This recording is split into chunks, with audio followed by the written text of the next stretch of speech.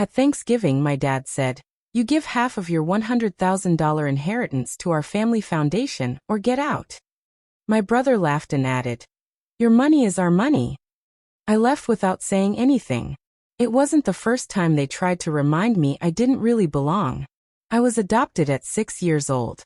My biological mother had overdosed in a motel room, while I was asleep in the next bed. I don't remember much from that night except the flashing lights and a woman's hand covering my eyes. I bounced through foster homes until the Thompsons adopted me. A polished old-money family with impeccable manners and sharp smiles. They gave me their name, their roof, their rules, but never their hearts. Growing up, I was the shadow at every family photo. They clothed me well, educated me privately, but I was always the one we saved, never our daughter. My brother, Caleb, was their golden boy. 2 years older, arrogant in a way only someone born into legacy could be. He crashed cars, broke girls' hearts, and still got praised for figuring himself out.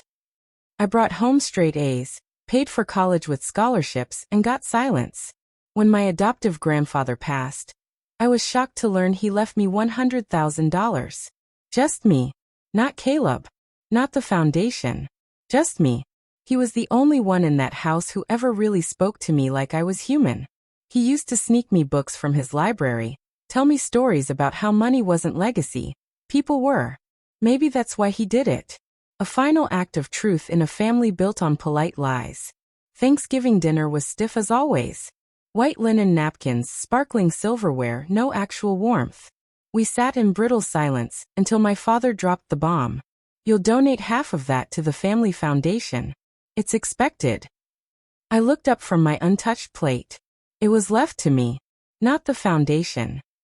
My brother smirked. "Your money is our money. Don't be selfish." I laughed once softly, not because it was funny, but because it was familiar. They didn't ask. They demanded. They didn't see me. They expected obedience. I folded my napkin, placed it on the table, and stood. "I'm done," I said quietly. Then I walked out, not touching a bite, not shedding a tear. That was 6 months ago. I used the inheritance to move 3 states away and start a small bookstore cafe. A dream I'd had since childhood. I named it Page Turner, a nod to the nights I used to read under covers with a flashlight, the only light I knew. And that's where I met Aaron. He was kind in a way that didn't demand recognition. He came in twice a week, always ordered chamomile tea, and left generous tips. One rainy afternoon he stayed longer. Talked about his late wife. I shared a little about my life.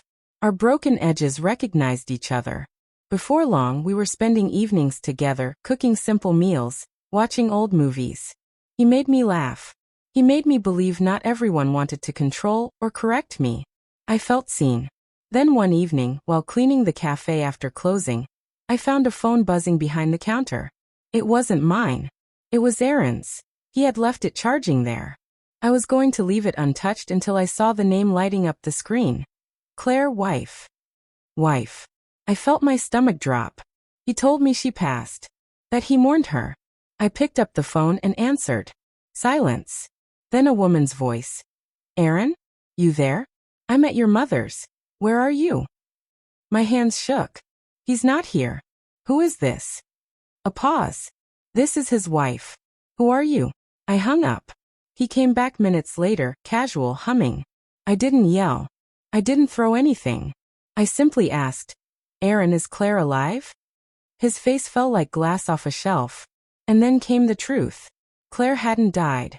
They were separated, unofficially. He said they hadn't been happy in years. He didn't mean to lie, he just didn't want to ruin things with me. He said he loved me. But betrayal is betrayal, whether it's dressed in grief or good intentions. I asked him to leave. He did, quietly. No fight. Just regret hanging in the doorway like thick fog. For weeks, I felt like I'd failed again. At love, at trusting, at building something real. I kept hearing my father's voice.